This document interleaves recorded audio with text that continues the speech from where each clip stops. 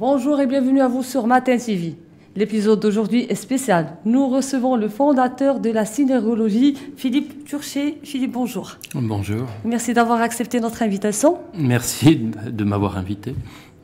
Philippe, c'est quoi la synergologie et à qui s'adresse cette discipline? La synergologie, c'est la discipline qui permet d'appréhender l'être humain, de le comprendre, à partir de la structure de son langage corporel. Voilà, alors elle va s'adresser à tous les domaines dans lesquels les gens se rencontrent. Parce dès qu'il y a de la rencontre, il y a des individus qui communiquent ensemble. Et à partir du moment où des individus communiquent ensemble, à travers le message qu'envoie leur corps, leurs gestes, il y a des choses à aller chercher, décrypter. Donc la synergologie va s'attacher à décrypter ces messages-là. Justement, pour lier la thématique à la vie en entreprise, pourquoi est-il si important aujourd'hui de s'intéresser au non-verbal ? Ce qui est important avec le non-verbal, c'est de comprendre que lorsque les êtres humains se parlent, il y a bien sûr des choses qu'ils gardent pour eux. Mais pas qu'ils gardent pour eux parce qu'ils seraient menteurs, mais qu'ils gardent pour eux parce qu'ils savent souvent pas comment les exprimer. Et l'intérêt de la synergologie, c'est de comprendre que l'autre garde en lui des messages et de le questionner pour arriver à faire émerger ces messages. Le questionner pour arriver à dire ce que son corps montre déjà et ce qu'il pense donc. Et l'aider à dire ce qu'il a à dire. Donc, on sous-entend qu'il faudrait d'abord observer l'autre pour comprendre les messages qu'il souhaite émettre. Oui, je pense que c'est une vraie interaction. À travers les messages verbaux qu'on s'envoie, les messages verbaux, on se dit des choses, mais notre corps va exprimer plus que ce que l'on va répondre avec les mots. Et ce que le corps va montrer, on va essayer ensuite d'aller le décrypter par d'autres types de questions. Est-ce qu'on peut illustrer par des exemples ?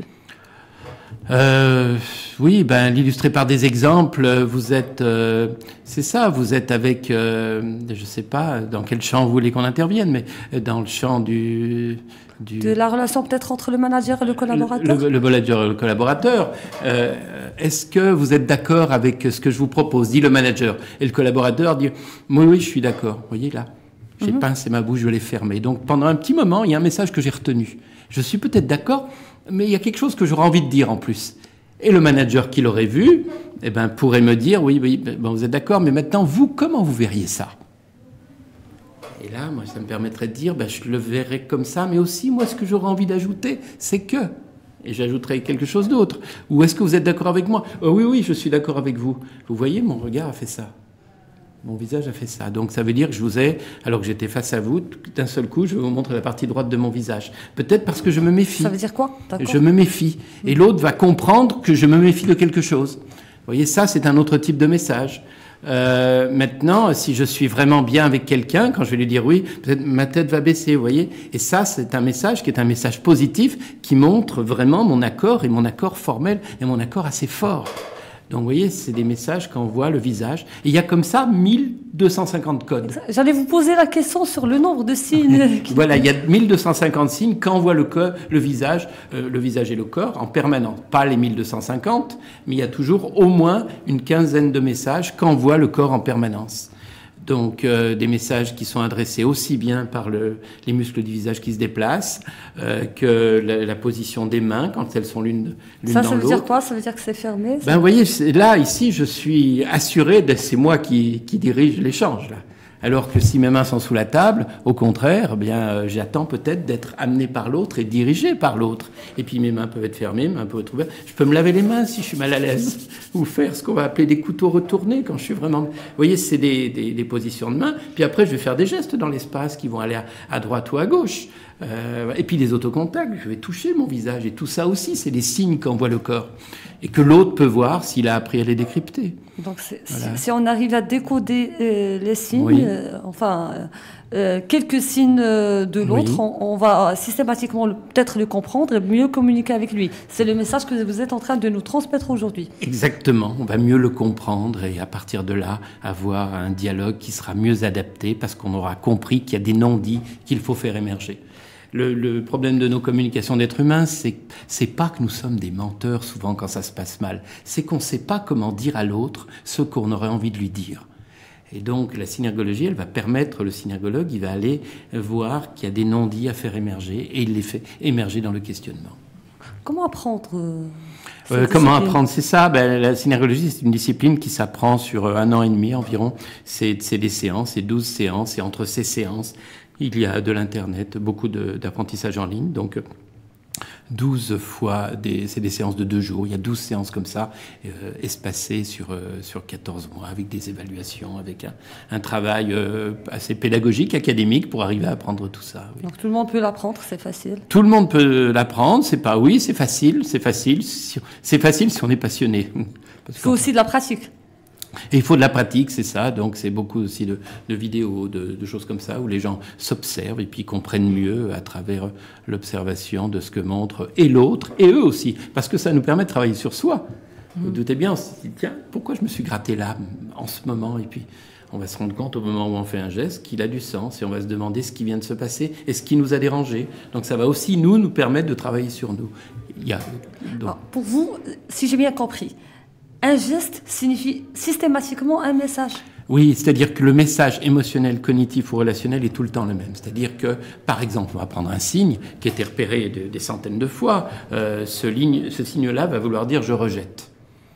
Si vous me dites quelque chose... Ça peut pas être un tic, par exemple, non? Il n'y a pas de raison. Il n'y a pas de raison que ce soit... Ça peut revenir souvent parce que la personne est souvent dans des dynamiques de rejet et ça va devenir comme ça un tic. Mais le tic corporel, c'est un tic mental qui est là et qui se produit sur son corps. Donc, quand on a les mêmes états d'esprit qui reviennent souvent, eh bien, on a aussi les mêmes mouvements qui reviennent souvent. Donc, voilà. Donc, ce tic, ce signe de rejet, il est observé et c'est à partir de ce signe de rejet que je vais pouvoir après réagir. Quelle relation avec la PNL? Ça n'a rien à voir, je crois. C'est deux disciplines différentes. Oui, ça n'a rien à voir. En fait, comme postulat de la synergologie, il y a en fait que les idées qu'on va avoir, elles sont d'abord, et ça c'est montré par des IRM, c'est de manière très scientifique, elles sont d'abord dans notre corps avant d'émerger dans notre tête. Si je suis bien avec vous, mon corps va montrer qu'il est bien avec vous avant que moi j'en prenne conscience. C'est ce qu'on dit que c'est corceptuel, c'est d'abord dans le corps avant d'être dans le cerveau. Donc la synergologie, c'est une discipline qui regarde vraiment ce qui se passe à partir du corps pour essayer de comprendre ce que la personne va dire. Pour prendre un exemple, et ça va aider par exemple toutes les disciplines, tous les métiers autour de la médiation, vous avez quelqu'un en face de vous qui est en colère. Vous savez, vous allez voir les signes de sa colère. Et ça va vous permettre de les désamorcer.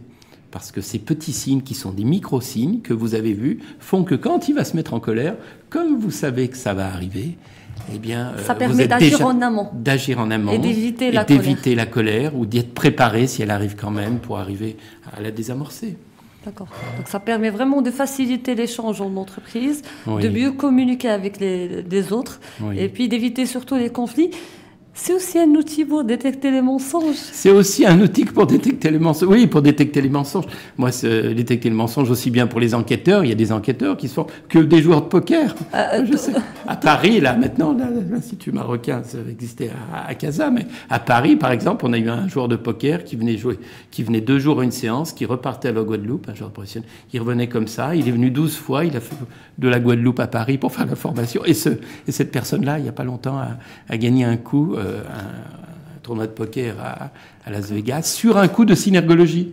C'est-à-dire sur un coup, il s'est dit, là, l'autre est en train de me mentir. Il n'a pas de jeu, c'est sûr, parce que s'il avait du jeu, il ne ferait pas cette tête-là. C'était les micro-signes. Et en fait, sur ce coup-là, il a gagné. Donc il a gagné beaucoup d'argent, ce qui lui a permis de rembourser sa formation. Toujours pour lier ça à la vie professionnelle, si on arrive à détecter les mensonges, c'est formidable et on peut d'ailleurs l'utiliser en entretien d'embauche. Oui, c'est ça. C'est que, en fait, souvent, la personne dans son CV, elle a des endroits où elle est moins forte. C'est pas vraiment qu'elle est menteuse. Mais il y a des petites choses sur lesquelles elle n'est pas très à l'aise. Et donc, c'est en faisant émerger les messages et en posant les questions qu'on va voir que peut-être que la personne elle a un peu grossi son CV, elle dit des choses qui ne sont pas tout à fait justes. Mais ça permet aussi de donner sa chance à la personne qui est mal à l'aise d'expliquer pourquoi il y a un petit trou dans son CV, parce qu'on lui donne l'occasion de dire, là, on a compris que c'était pas tout à fait ce que vous nous disiez. Alors, racontez-nous mieux, dites-nous mieux ce qui s'est passé. Quels sont les signes qui vous montrent que l'autre est en train de vous mentir? Oh, il y en a plusieurs. Le problème, c'est que... Ceux qui reviennent assez souvent. Oui, le problème, c'est que si je vous donne des signes comme ça, sans vous préparer à les lire, chaque fois que vous allez les voir, vous allez dire, il y a... Ça, c'est, par exemple, ça peut être un signe de mensonge. Quand la personne se gratte sous le nez.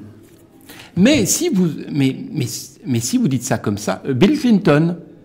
C'est le moment où c'est apparu la première fois. Quand Bill Clinton a dit qu'entre lui et Monica Lewinsky, s'était rien passé, eh bien, il a fait ce petit signe, qui est un signe du mensonge. Alors, depuis, on a travaillé dessus, on comprend une chose, c'est que quand on ment, la température faciale au niveau du nez a tendance à devenir plus froide, et on pense que la personne se gratterait le nez pour se réchauffer, pendant que la température du front devient plus chaude.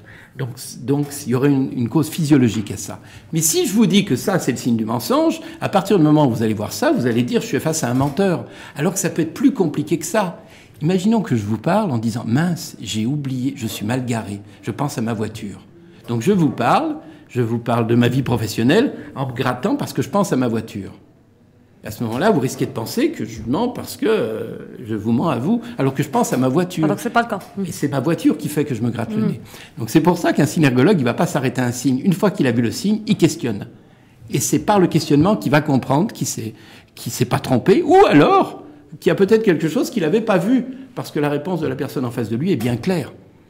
Donc on apprend un catalogue de signes, c'est ce qu'on appelle le lexique corporel, mais autour de ça, il y a une théorie de la relation, une manière d'être avec l'autre, et puis une méthode de questionnement aussi. C'est trois choses, la synergologie. C'est l'observation, c'est une méthode de questionnement. Et une théorie de la relation. Si vous mettez mal à l'aise l'autre ou que vous le regardez comme un menteur, vous le regardez en lui disant « C'est vrai ce que vous me dites là ? Vous êtes sûr ?» Bien sûr qu'on va le mettre mal à l'aise. On va le mettre mal à l'aise, on va lire des signes du malaise, on va dire cette personne-là est mal à l'aise, sans s'être remis en question. Donc le synergologue, c'est quelqu'un aussi qui, dans sa formation, apprend à questionner son propre positionnement. Donc c'est vraiment lexique corporel, théorie de la relation et méthode de questionnement. C'est très intéressant. C'est bientôt au Maroc ? C'est bientôt au Maroc, oui, c'est au Maroc, dans l'année 2020, là, l'Institut marocain de synergologie arrive là au Maroc, qui sera une antenne de l'Institut européen. Voilà. Bon courage. Merci. Merci pour tous ces conseils. Merci à vous. Encore une fois, merci d'avoir accepté notre invitation à cette chaîne de vidéo et bon courage. Merci. Merci à vous d'avoir suivi notre épisode. À très bientôt.